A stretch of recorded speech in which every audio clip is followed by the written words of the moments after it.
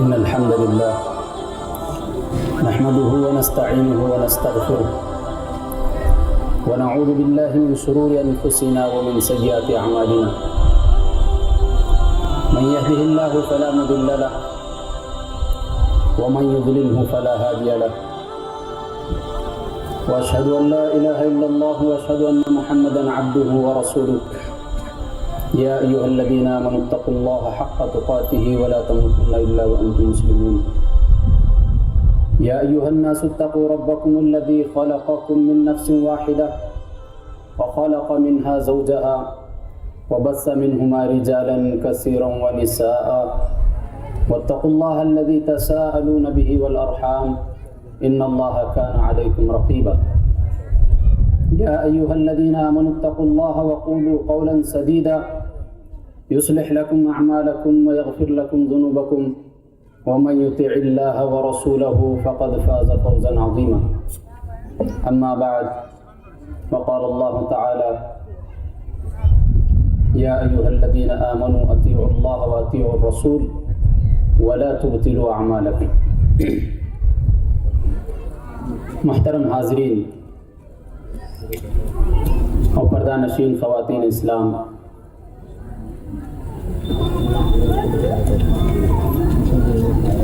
ابھی میں نے خطبہ مسنونہ کے بعد آپ لوگوں کے سامنے سورہ محمد کی آیت نمبر 32 تلاوت کی ہے۔ اس آیت میں اللہ تعالیٰ نے تمام ہی اہل ایمان سے خطاب کر کے کہا یا ایھا الذین آمنوا اطیعوا اللہ واطیعوا الرسول، کہ اے اہل ایمان تم اطاعت کرو اللہ کی اور اطاعت کرو رسول اللہ صلی اللہ علیہ وسلم کی، ولا تبطلوا اعمالکم، اور تم اپنے عملوں کو ضائع نہ کرو۔ تو اسی آیت کی روشنی میں اطاعت رسول سے متعلق چند باتیں آپ کے سامنے رکھنے کی کوشش کروں گا۔ قرآن مجید کو جو لوگ گہرائی سے پڑھتے ہیں وہ جانتے ہیں کہ قرآن کریم کے اندر اللہ تعالیٰ نے بے شمار مقامات پر جہاں پر اپنی اطاعت کا حکم دیا، اس کے فوری بعد اللہ تعالیٰ نے نبی کریم صلی اللہ علیہ وسلم کی اطاعت کرنے کا حکم دیا، اور جس طرح سے اللہ تعالیٰ کی اطاعت لازمی اور ضروری و واجب ہے، بالکل اسی طرح سے نبی کریم صلی اللہ علیہ وسلم کی اطاعت تمام اہل ایمان پر واجب ہے، بلکہ نبی کریم صلی اللہ علیہ وسلم کی اطاعت خود اللہ تعالیٰ کی اطاعت۔ اگر کسی نے آپ صلی اللہ علیہ وسلم کی اطاعت نہ کی اور آپ کی نافرمانی کی تو گویا اس نے اللہ کی نافرمانی کی۔ اور جس دور سے ہم گزر رہے ہیں یہ دور فتنوں کا دور ہے، اور تمام ہی عالم کا یہ حال ہے کہ ہر جگہ مسلمان، جیسا کہ خود نبی کریم صلی اللہ علیہ وسلم نے حدیث کے اندر بیان فرمایا کہ قیامت کے قریب اسلام صرف نام کا اسلام رہ جائے گا، اسلام کا صرف نام باقی رہ جائے گا، اس کی روح ختم ہو جائے گی۔ بالکل آج کے ماحول کے اندر جب ہم نظر دوڑاتے ہیں تو معلوم ہوتا ہے کہ جہاں پر کئی ساری تعداد میں مسلمان پائے جاتے ہیں، لیکن جب اطاعت رسول کا معاملہ آتا ہے تو ہم عوام تو عوام، علماء کو بھی اس کے اندر ناقص پاتے ہیں، علماء بھی اس کے اندر کوتاہی کرتے ہیں۔ اطاعت ہر حال میں، زندگی کے ہر شعبے میں نبی کریم صلی اللہ علیہ وسلم کی اطاعت ہونی چاہیے۔ ہمیں دیکھنا چاہیے کہ زندگی کے ہر پہلو کے اندر نبی کریم صلی اللہ علیہ وسلم نے زندگی کے ہر شعبے میں کیا تعلیمات ہمارے لیے چھوڑی۔ ایسا نہیں کہ آپ عبادات میں نبی کریم صلی اللہ علیہ وسلم کی اطاعت کرتے ہو اور معاملات میں نبی کریم صلی اللہ علیہ وسلم کی نافرمانی اور خلاف ورزی کرتے ہو، بلکہ زندگی کے ہر شعبے میں نبی کریم صلی اللہ علیہ وسلم کی اطاعت مطلوب ہے اور واجب۔ اللہ تعالیٰ نے قرآن کریم کے اندر بیان فرمایا وَمَا آتَاكُمُ الرَّسُولُ فَخُذُوهُ وَمَا نَهَاكُمْ عَنْهُ فَانْتَهُوا، کہ تمہیں چاہیے کہ نبی کریم صلی اللہ علیہ وسلم جو چیز تمہیں دے دے اس کو لے لو، اور جس چیز سے تمہیں منع کیا جائے اس چیز سے رک جاؤ۔ تو نبی کریم صلی اللہ علیہ وسلم کی اطاعت تمام اہل ایمان پر واجب ہے، اور یقین مانیے کہ جو شخص آپ صلی اللہ علیہ وسلم کی اطاعت نہیں کرتا وہ مومن کہلانے کے لائق نہیں۔ اور نبی کریم صلی اللہ علیہ وسلم کی اطاعت دو طریقوں پر ہونی چاہیے۔ ایک تو آپ صلی اللہ علیہ وسلم کے احکامات، جس چیز کو کرنے کا نبی کریم صلی اللہ علیہ وسلم نے حکم دیا اس کو بجا لانا ہے۔ اور دوسری بات جو انتہائی اہم بات ہے وہ یہ کہ جس طریقے سے نبی کریم صلی اللہ علیہ وسلم نے اس عمل کو کیا بالکل اسی طریقے سے ہمیں کرنا چاہیے، تبھی جو ہے حقیقی معنوں میں اطاعت اور اتباع ہوگی۔ اب صحابہ کرام کی زندگی کو ہم دیکھتے ہیں کہ صحابہ کرام کیسی اطاعت نبی کریم صلی اللہ علیہ وسلم کی کیا کرتے تھے، جس کو سن کر جو ہے انسان کے دل کے اندر ایمان کا اضافہ ہوتا ہے اور اس کا ایمان زیادہ ہوتا ہے۔ ایک صحابی رسول حضرت عبداللہ ابن مسعود رضی اللہ عنہ مسجد کی طرف آ رہے تھے۔ نبی کریم صلی اللہ علیہ وسلم مسجد میں جو ہے خطبہ دے رہے ہیں۔ آپ صلی اللہ علیہ وسلم نے مسجد کے اندر کھڑے ہوئے لوگوں سے کہا کہ لوگوں تم بیٹھ جاؤ۔ دیکھیے کہ حضرت عبداللہ ابن مسعود رضی اللہ عنہ ابھی مسجد میں داخل نہیں ہوئے، ابھی مسجد کے باہر ہی ہیں۔ نبی کریم صلی اللہ علیہ وسلم کی آواز ان کے کانوں میں پڑی، بیٹھ جاؤ۔ یہ سنتے کے ساتھ جو ہے حضرت عبداللہ ابن مسعود رضی اللہ عنہ مسجد کے باہر ہی بیٹھ گئے۔ جب ان سے نماز کے بعد پوچھا گیا کہ آپ جو ہے مسجد کے باہر ہی بیٹھے رہے،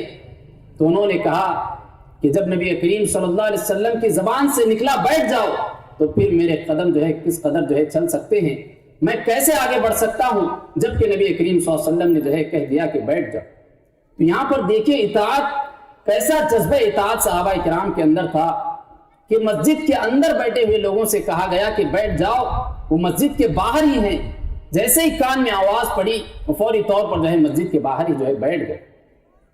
اور اس طرح سے بے شمار واقعات صحابہ کرام کی زندگی میں ہمیں ملتے ہیں۔ انہی میں سے ایک واقعہ، ایک صحابی رسول کو نبی کریم صلی اللہ علیہ وسلم نے دیکھا کہ وہ سونے کی انگوٹھی پہنے ہوئے ہیں۔ نبی کریم صلی اللہ علیہ وسلم نے دیکھا کہ مرد کے لیے جو ہے سونا پہننا حرام ہے۔ آپ صلی اللہ علیہ وسلم نے فوری طور پر ان کے ہاتھ سے، ان کی انگلی سے جو ہے انگوٹھی نکالی اور پھینک دی۔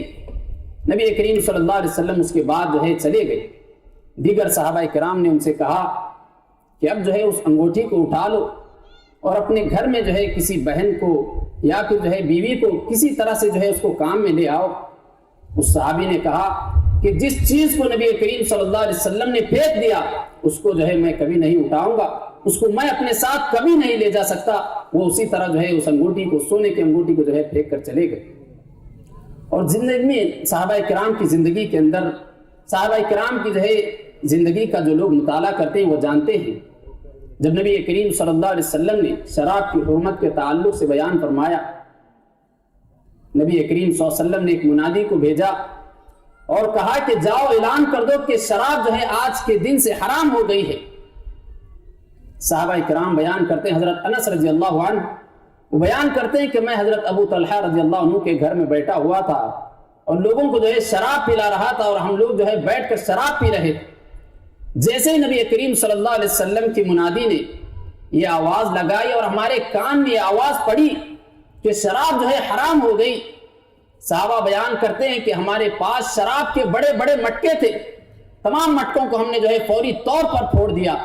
اور جن کے ہاتھوں میں شراب کے پیالے تھے وہ جو ہے پیالے جو ہے وہیں پر بہا دی۔ اور بعض صحابہ کرام کے تعلق سے تو یہ بات آتی ہے کہ بعض صحابہ کرام نے جو شراب پی لی تھی انہوں نے جو ہے اپنے منہ کے اندر انگلی ڈال کر اس کو قے کر دیا کہ کہیں ایسا نہ ہو کہ نبی کریم صلی اللہ علیہ وسلم کے اس فرمان کے آنے کے بعد جو ہے یہ گھونٹ میرے پیٹ کے اندر گیا ہو۔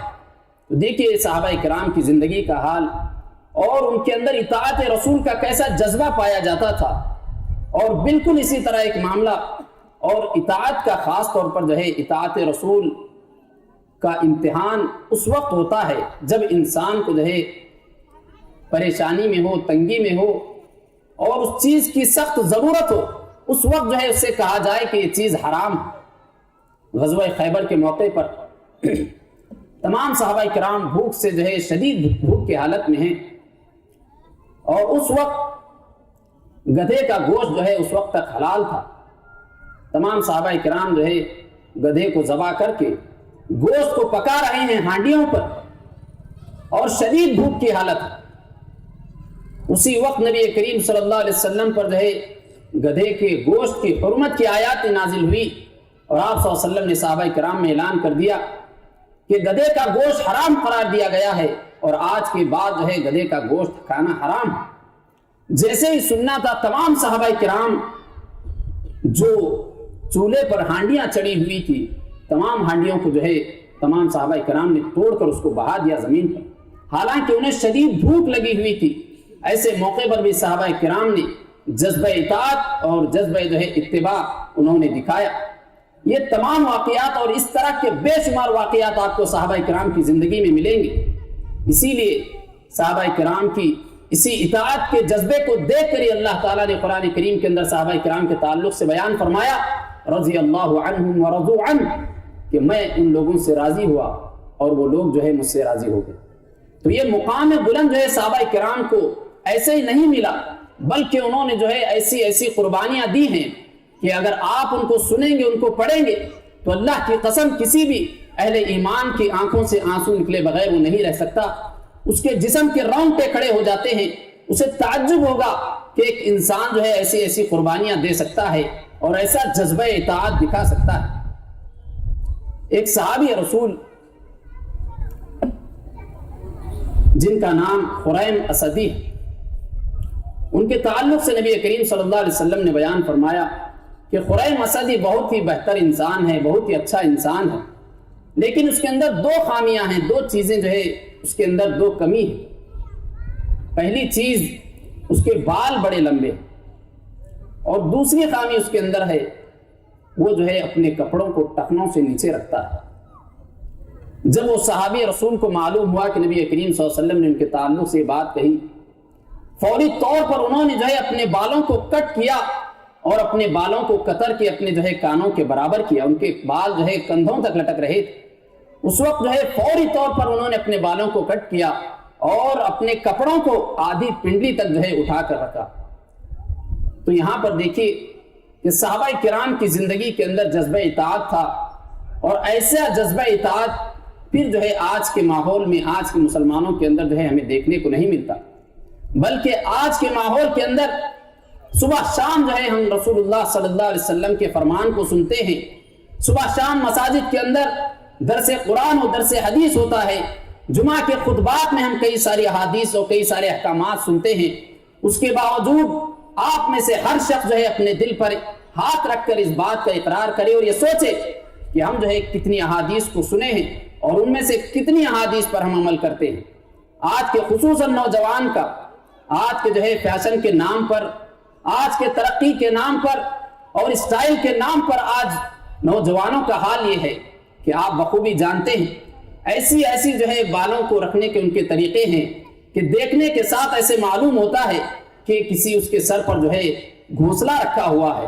کسی کی کٹنگ کو دیکھنے کے بعد ایسے معلوم ہوتا ہے کہ اس کے سر پر جو ہے کٹورا رکھا ہوا ہے۔ ایسی جو ہے بے تکی کٹنگ اور ایسے بے تکے بال آج کے نوجوان فیشن کے طور پر رکھتے ہیں، اور حد تو یہ ہے کہ ون سائڈ کٹنگ کے نام پر جو ہے آدھا سر منڈا کر آدھے بال رکھے جاتے ہیں۔ یہ کہاں کی اطاعت؟ اور ایسا مسلمان آپ بتائیے کہ کیا کامیاب ہو سکتا ہے جو دن رات نبی کریم صلی اللہ علیہ وسلم کی احادیث کو سن کر اس کی جو ہے صریح طور پر مخالفت کرتا ہو اور سرے عام اس کی مخالفت کرتا ہو۔ اور حد تو یہ ہے کہ ہم جو ہے دین کے بہت ہی اہم معاملے میں،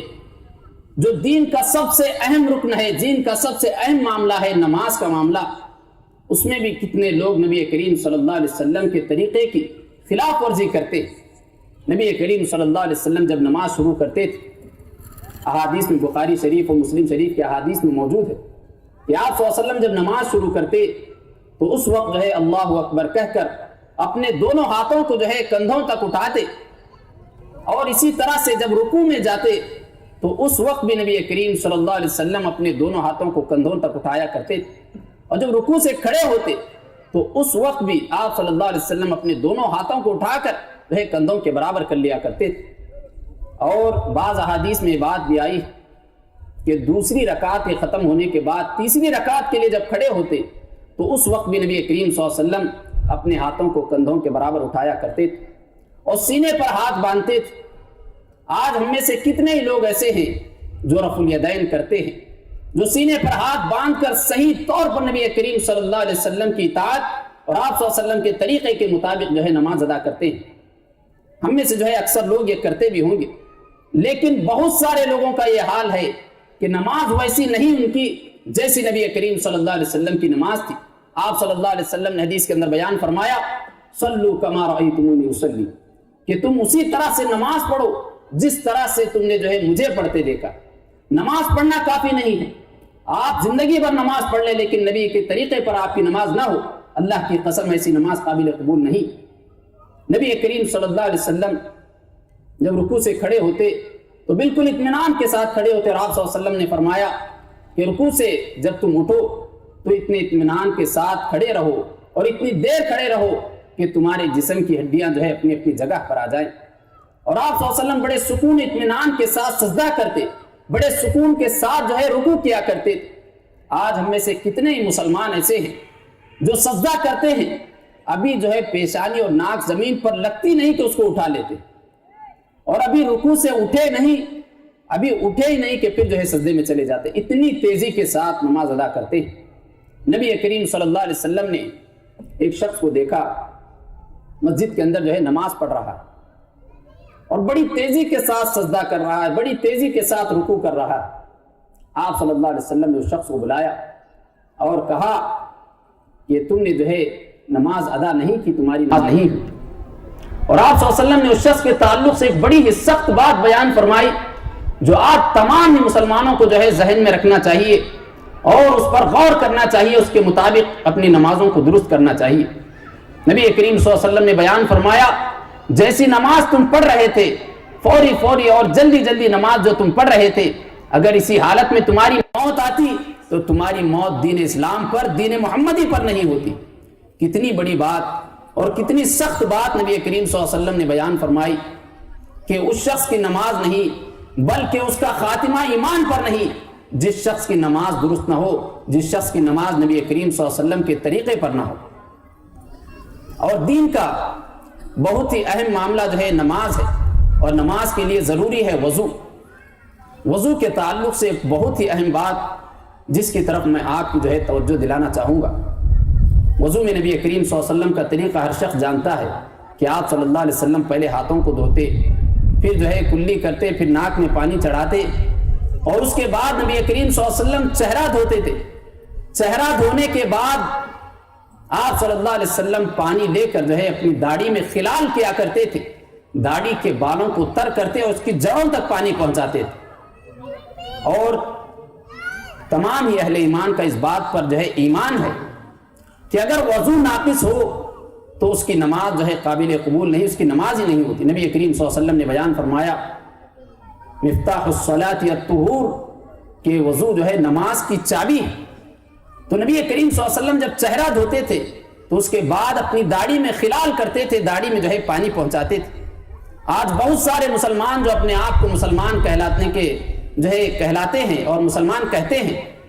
کتنے مسلمان ایسے ہیں جنہوں نے جو ہے داڑھی کو بالکل پوری طرح سے جو ہے صاف کیا،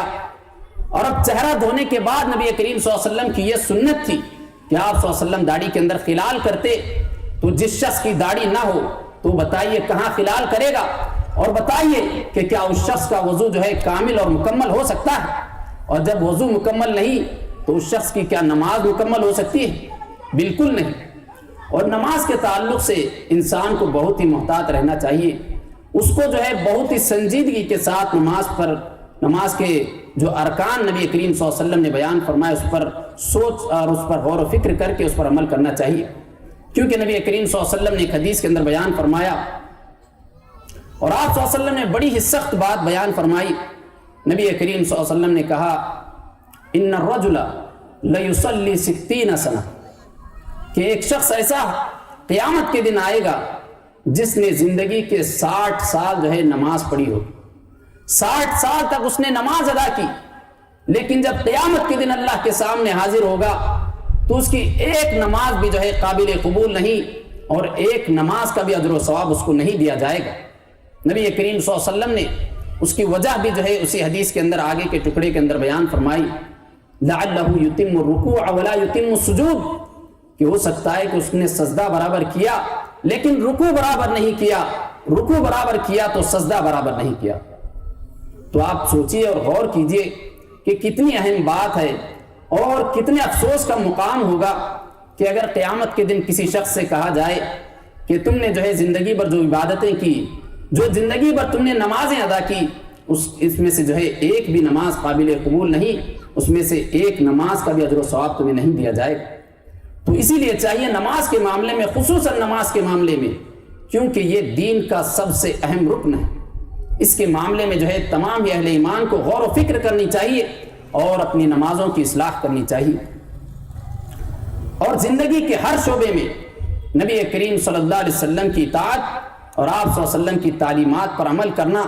تمام اہل ایمان کے لیے ضروری ہے، اور اس کے بغیر کامیابی کی جو ہے کوئی امید نہیں۔ نبی کریم صلی اللہ علیہ وسلم نے ان لوگوں کے لیے بشارت سنائی جو لوگ نبی کریم صلی اللہ علیہ وسلم کو زندگی کے ہر معاملے میں جو ہے آپ صلی اللہ علیہ وسلم کی اطاعت کرتے ہیں، بلکہ قرآن کریم کے اندر اس بات کی وضاحت کی گئی کہ جو لوگ اللہ اور اس کے رسول کی حقیقی معنوں میں اتباع کرتے ہیں، حقیقی معنوں میں اطاعت کرتے ہیں، اور نبی کریم صلی اللہ علیہ وسلم کی زندگی بھر کی تعلیمات کو اپنی زندگی کے اندر اس کو لاگو کرنے کی کوشش کرتے ہیں، اللہ تعالیٰ نے بیان فرمایا فقد فاز فوزا عظیما، کہ یقیناً یہی شخص جو ہے کامیاب ہے، اور یہی حقیقی کامیابی ہے، اس سے بڑھ کر جو ہے کوئی کامیابی نہیں ہو سکتی۔ آخرت میں کامیاب ہونے کے لیے ضروری ہے کہ نبی کریم صلی اللہ علیہ وسلم کی اطاعت کی جائے، اور سب سے اہم مرتبہ اور جو ہے اہم رتبہ اس شخص کو دیا جائے گا جو نبی کریم صلی اللہ علیہ وسلم کی اطاعت کرتا ہو ہر معاملے میں، کہ کل قیامت والے دن ایسا شخص جو ہے انبیاء کی صف میں ہوگا، انبیاء کی صحبت اسے نصیب ہوگی، انبیاء کے ساتھ ہوگا، صدیقین، شہداء اور صالحین کے ساتھ ہوگا۔ اللہ تعالیٰ نے قرآن کریم کے اندر بیان فرمایا وَمَن يُطِعِ اللَّهَ وَالرَّسُولَ فَأُولَٰئِكَ مَعَ الَّذِينَ أَنْعَمَ اللَّهُ عَلَيْهِمْ مِنَ النَّبِيِّينَ وَالصِّدِّيقِينَ وَالشُّهَدَاءِ وَالصَّالِحِينَ وَحَسُنَ أُولَٰئِكَ رَفِيقًا۔ کیا اللہ تعالیٰ نے کہا کہ جو لوگ اللہ اور اس کے رسول کی اطاعت کرتے ہیں، اللہ اور اس کے رسول کی اتباع کرتے ہیں، رسول اللہ صلی اللہ علیہ وسلم کی اتباع کرتے ہیں، اور آپ صلی اللہ علیہ وسلم کے فرامین پر عمل کرتے ہیں، یقیناً وہ لوگ قیامت کے دن ان لوگوں کے ساتھ ہوں گے جن لوگوں پر اللہ تعالیٰ نے انعام کیا۔ کن لوگوں پر اللہ نے انعام کیا؟ ان میں سے سر فہرست انبیاء ہیں، انبیاء کے بعد صدیقین، شہداء اور صالحین کے ساتھ ایسے لوگ ہوں گے جو ہر معاملے میں نبی کریم صلی اللہ علیہ وسلم کی اطاعت کرتے ہیں۔ اور اسی طرح سے نبی کریم صلی اللہ علیہ وسلم نے اس بات کی بھی وضاحت فرمائی ایک حدیث کے اندر کہ جو شخص نبی کریم صلی اللہ علیہ وسلم کی اطاعت نہیں کرتا اور بارہا سننے کے باوجود آپ صلی اللہ علیہ وسلم کی جو ہے صریح مخالفت کرتا ہو، ایسا شخص جو ہے جنت میں داخل نہیں ہوگا۔ ایک موقع پر نبی کریم صلی اللہ علیہ وسلم نے کہا کہ میری امت کے تمام ہی افراد جنت کے اندر داخل ہوں گے سوائے ان لوگوں کے جو انکار کریں، جو جنت میں داخل ہونے سے انکار کرے، اس کے علاوہ تمام ہی لوگ جنت کے اندر داخل ہوں گے۔ صحابہ نے عرض کیا کہ اللہ کے رسول، بھلا ایسا شخص کون ہے، ایسا کون ہو سکتا ہے جو جنت میں داخل ہونے سے جو ہے انکار کرے؟ آپ صلی اللہ علیہ وسلم نے بڑی ہی جو ہے اہم بات ایسے موقع پر بیان فرمائی۔ آپ صلی اللہ علیہ وسلم نے کہا من اطاعنی دخل الجنہ ومن عصانی فقد ابا، کہ آپ صلی اللہ علیہ وسلم نے کہا کہ جو شخص میری اطاعت کرے وہ شخص جنت میں داخل ہوگا، اور جس شخص نے میری نافرمانی کی اور میرے احکامات کو اور میرے بتائے ہوئے طریقے پر اس نے جو ہے زندگی نہیں گزاری اور میرے فرامین کی جو ہے مخالفت کی، ایسا شخص گویا کہ اس نے جنت میں داخل ہونے سے انکار کیا ہے، ایسا شخص کبھی جنت میں داخل نہیں ہو سکتا۔ اور آخر میں ایک بہت ہی اہم بات میں آپ لوگوں کو بتانا چاہوں گا۔ آج بہت سارے مسلمانوں کے اندر، ہر شخص جانتا ہے کہ مسلمانوں کے اندر کتنے فرقے، اہل حدیث کے اندر بھی جو ہے بہت سارے فرقے، ہر جماعت کے جو ہے اتنے ٹکڑے ہو گئے، اتنے جو ہے فرقے ہو گئے، اتنی جماعتیں ہو گئی کہ اس کو شمار کرنا ہی آج مشکل ہے۔ ان تمام کے لیے، ان تمام اختلافات، ان تمام جو ہے جماعتوں اور فرقوں کو ختم کرنے کے لیے ہمیں نبی کریم صلی اللہ علیہ وسلم کی صحیح معنوں میں اطاعت کرنی چاہیے۔ نبی کریم صلی اللہ علیہ وسلم نے ایک حدیث کے اندر ایک مرتبہ جو ہے حضرت عمر رضی اللہ عنہ نبی کریم صلی اللہ علیہ وسلم کے پاس حاضر ہوئے، اور انہوں نے کہا کہ اللہ کے رسول ہم جو ہے یہودیوں کے ساتھ ملتے جلتے ہیں اور ان کی جو ہے باتیں سنتے ہیں، ان میں سے کئی باتیں ہمیں پسند آتی ہیں، کیا ہم اس کو جو ہے لوگوں سے بیان کر سکتے ہیں؟ ان میں سے جو ہے اچھی باتیں بھی ہوتی ہیں یہودیوں کی۔ نبی کریم صلی اللہ علیہ وسلم نے جیسے یہ بات سنی، آپ صلی اللہ علیہ وسلم کا چہرہ غصے سے سرخ ہو گیا۔ نبی کریم صلی اللہ علیہ وسلم نے حضرت عمر رضی اللہ عنہ سے کہا کہ اے عمر، کیا تم یہ سمجھتے ہو کہ یہ دین جس کو میں نے جو مجھ پر نازل کیا گیا اور یہ جو دین اسلام ہے، کیا یہ مکمل نہیں؟ کیا یہ ناقص دین ہے؟ کیا یہ نامکمل دین سمجھتے ہو کہ دین اسلام کو چھوڑ کر یہودیوں کی باتیں تمہیں بھلی لگتی ہیں اور یہودیوں کی باتوں میں تم جو ہے بھلائی تلاش کرتے ہو؟ اس کے بعد نبی کریم صلی اللہ علیہ وسلم نے جو بات بیان فرمائی وہ ہر مسلمان کو جو ہے سننا چاہیے اور اس کو ہمیشہ ذہن میں رکھ کر اس کے مطابق اپنی زندگی بسر کرنی چاہیے۔ نبی کریم صلی اللہ علیہ وسلم نے ایسے موقع پر بیان فرمایا کہ تم یہودیوں کی بات کرتے ہو۔ آپ صلی اللہ علیہ وسلم نے کہا لو کان موسیٰ حیا، کہ آج موسیٰ علیہ السلام بھی زندہ ہوتے تو انہیں جو ہے میری اتباع کیے بغیر اور میری اطاعت کیے بغیر کوئی چارہ ان کے پاس نہ ہوتا۔ ایک نبی اور ایسا نبی جو تمام انبیاء کرام میں جو ہے جو اولو العزم پیغمبر ہیں، جو تمام انبیاء کرام میں سے 5 انبیاء کرام جو بڑے ہی ہمت والے اور بڑے ہی بہادر، ایسے جو ہے انبیاء کرام میں سے موسیٰ علیہ السلام۔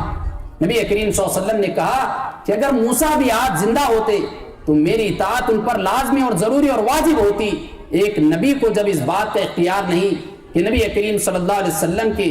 شریعت کے آ جانے کے بعد ایک نبی کو بھی اس بات کا اختیار نہیں کہ وہ اپنی شریعت پر جو ہے عمل کرے اور اپنی شریعت پر جو ہے کاربند رہے، تو بھلا بتلائیے آج مسلمانوں نے جو اپنے طور پر کئی اماموں کو اپنے جو ہے اپنا پیشوا بنا لیا، کئی لوگوں کو جو ہے اپنا امام بنا لیا اور کئی جو ہے علماء کو اپنا ولی بنا لیا، بزرگوں کے پیچھے چل پڑے، اس کا دامن پکڑ کر جنت میں داخل ہو جائیں گے، تو بھلا بتلائیے اور انصاف کے ساتھ فیصلہ کیجئے۔ اور صحیح معنوں میں جو شخص انصاف کے ساتھ فیصلہ کرے تو وہ اس بات پر جو ہے پہنچے گا کہ واقعی معنوں میں جو ہے رسول اللہ صلی اللہ علیہ وسلم کی اتباع کے بغیر، آپ صلی اللہ علیہ وسلم کی اطاعت کے بغیر جو ہے دنیا کے اندر کوئی چارہ نہیں، کامیابی کا کوئی اور دوسرا راستہ نہیں۔ تو تمام اہل ایمان کو یہ سوچنا چاہیے اور نبی کریم صلی اللہ علیہ وسلم کی جو تعلیمات آپ صلی اللہ علیہ وسلم نے زندگی کے ہر پہلو میں دی ہیں اور زندگی کے ہر شعبے میں آپ صلی اللہ علیہ وسلم نے جو تعلیمات دی،